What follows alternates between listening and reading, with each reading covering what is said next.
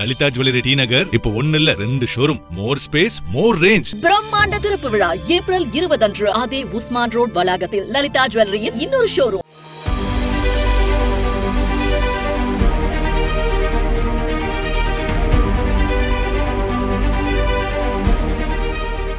சாலையில் போக்குவரத்து நெரிசலில் சிக்கி தவிக்கும் நேரங்களில் நம்ம வாகனம் பறந்து செல்லாதா என்று பலமுறை நாம் நினைத்திருப்போம்.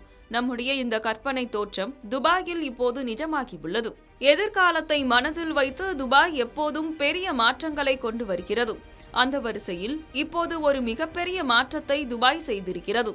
இனிமேல் சாலைகளில் மணிக்கணக்கில் டிராபிக்கில் சிக்க வேண்டிய அவசியமில்லை. அதற்கான தீர்வாக உலகின் முதல் பிரத்யேக ஏர் டாக்ஸி நிலையத்தை துபாய் உருவாக்கியிருக்கிறது. துபாய் சர்வதேச விமான நிலையத்திற்கு அருகிலேயே இந்த நிலையம் அமைக்கப்பட்டிருக்கிறது. இதை வெர்டிபோர்ட் என்று அழைக்கிறார்கள். இது சுமார் 3100 சதுர மீட்டர் பரப்பளவில் 4 அடுக்கு கட்டிடமாக கட்டப்பட்டிருக்கிறது.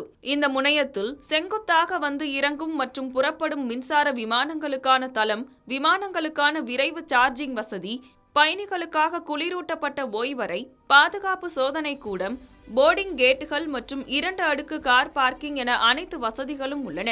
இதற்காக துபாயின் சாலை மற்றும் போக்குவரத்து ஆணையம் அமெரிக்காவின் ஜோபி ஏவியேஷன் நிறுவனத்தோடு இணைந்து இந்த திட்டத்தை செயல்படுத்துகிறது. இந்த ஏர் டாக்ஸியின் மிகப்பெரிய பலம் அதன் வேகம்.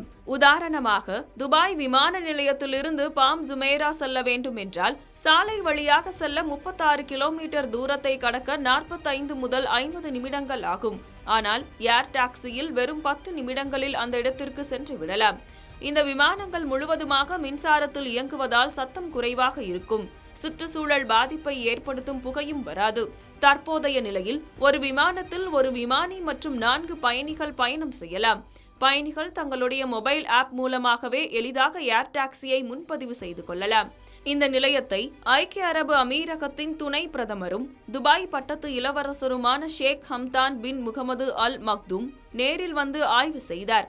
துபாயில் நாங்கள் எதையும் கனவாக மட்டும் வைத்திருப்பதில்லை, அதை நிஜமாக்குகிறோம் என்று அவர் கூறியிருக்கிறார். இந்த ஆண்டு ஏப்ரல் 17ஆம் தேதி கொண்டாடப்பட்ட உலக பொது போக்குவரத்து தினத்தை முன்னிட்டு பொதுமக்களின் பயன்பாட்டிற்காக இந்த சேவையை தொடங்க அவர் உத்தரவிட்டிருக்கிறார். முதற்கட்டமாக விமான நிலையம், பெரிய ஹோட்டல்கள், ரெசார்ட்டுகள் மற்றும் வணிக மையங்களை இணைக்கும் வகையில் இது செயல்படும். பின்னர் நகரின் பிற பகுதிகளுக்கும் விரைவுபடுத்தப்படும்.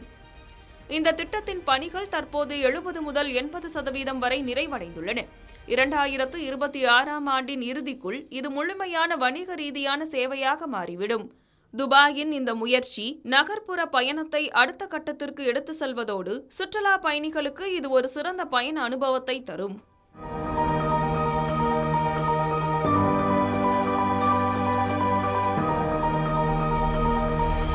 லலிதா ஜுவல்லரி டி நகர் இப்போ 1 இல்ல 2 ஷோரூம், மோர் ஸ்பேஸ், மோர் ரேஞ்ச். பிரம்மாண்ட திறப்பு விழா ஏப்ரல் 20 அன்று அதே உஸ்மான் ரோட் வளாகத்தில் லலிதா ஜுவல்லரியின் இன்னொரு ஷோரூம்.